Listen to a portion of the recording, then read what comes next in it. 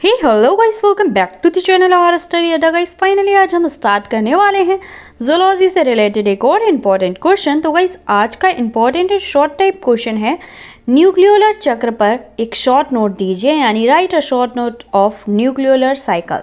अब आंसर देख लीजिए। आंसर बताने से पहले मैं आपको बता दूं गाइस, ज़ूलॉजी से रिलेटेड जितने भी इंपॉर्टेंट क्वेश्चन है सभी चैनल पर प्रोवाइड हैं। अगर आपने चेक नहीं किए हैं तो फटाफट से डिस्क्रिप्शन लिंक चेक करो, डिस्क्रिप्शन में प्लेलिस्ट लिंक चेक करो, वहाँ पर आपको सारे क्वेश्चन के आंसर मिल जाएंगे। अब आंसर क्या है? समसूत्री कोशिका विभाजन के समय न्यूक्लियोलस लुप्त हो जाता है तथा टेलीफेज प्रावस्था में यह पुनः प्रकट हो जाता है। क्या होता है? कोशिका विभाजन स्टार्ट होता है, उस टाइम न्यूक्लियोलस डेड हो जाता है, मतलब कहीं दिखाई नहीं देता। बट उसकी जब टेलीफेज अवस्था आती है, टेलीफेज अवस्था में वो फिर से दिखाई देने लगता है। अब आगुणित सेट के एक या अधिक गुणसूत्र द्वारा एक निश्चित क्षेत्र में न्यूक्लियोलस बनता है। इस प्रकार के गुणसूत्र को न्यूक्लियोलर क्रोमोसोम्स कहते हैं। अधिकांश द्विगुणित जातियों की प्रत्येक दैहिक कोशिका में 2 न्यूक्लियोलर गुणसूत्र होते हैं।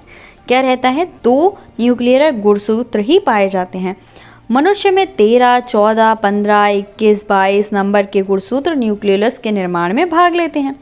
हम ह्यूमंस में भाई सारी चीज़ें डिफरेंट रहती हैं, तो ये भी डिफरेंट ही रहता है, 4-5 तरीके का हो जाता है। ठीक है, इन गुणसूत्रों में न्यूक्लियोलस निर्माण में भाग लेने वाले भाग को न्यूक्लियोलर जोन कहते हैं। क्या कहते हैं? न्यूक्लियर जोन कहते हैं। न्यूक्लियर जोन में 80S तथा 20S राइबोसोमल आरएनए के जीन्स होते हैं। अब इसके बाद प्रोफेज प्रावस्था में, अब आगे भाई प्रोफेज प्रावस्था, और अब हमारा क्या हो गया? न्यूक्लियोलस का प्रेजेंटेशन फिर से शुरू हो जाता है।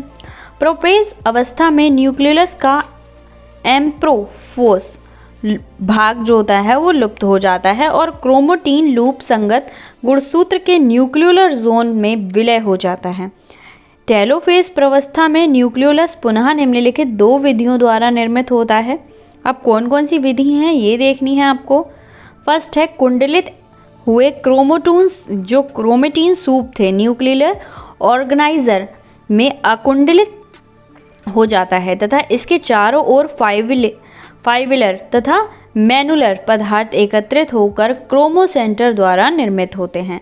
नेक्स्ट पॉइंट है न्यूक्लियोलस मैट्रिक्स तथा इसके बेसिक प्रोटीन आरएनए क्रोमोसेंटर के अंदर बनकर छोटी पेरीन्यूक्लियर बॉडीज़ में मुक्त हो जाते हैं। ये परस्पर मिलकर परिपक्व यानी इंटरफेज न्यूक्लियोलस बनाते हैं। क्या बनाते हैं? इंटरफेज न्यूक्लियस बनाते हैं। बहुत ही इजी है गाइस। अब भाई न्यूक्लियस का फिगर तो आप बहुत आसानी से बना लेंगे, बहुत छोटेपन से बनाते आ रहे हैं।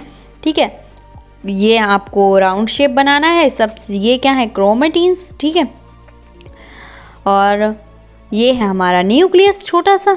ठीक है, अब ये 4 डायग्राम में से different step in the biogenesis of nucleus after sale division, मतलब सेल डिवीज़न हो रहा है उस टाइम की डिफरेंट स्टेजेस को यहाँ पर एक्सप्लेन किया गया है। तो फिगर ज़रूर बनाइएगा। होपफुली आपको क्वेश्चन का आंसर समझ आया होगा। कोई भी प्रॉब्लम है तो आप मुझे कमेंट कर सकते हैं। इन सारे क्वेश्चन के लिए डिस्क्रिप्शन में प्लेलिस्ट लिंक चेक कर सकते हैं। मिलते हैं नेक्स्ट वीडियो में एक और क्वेश्चन के आंसर के साथ। Thank you so much.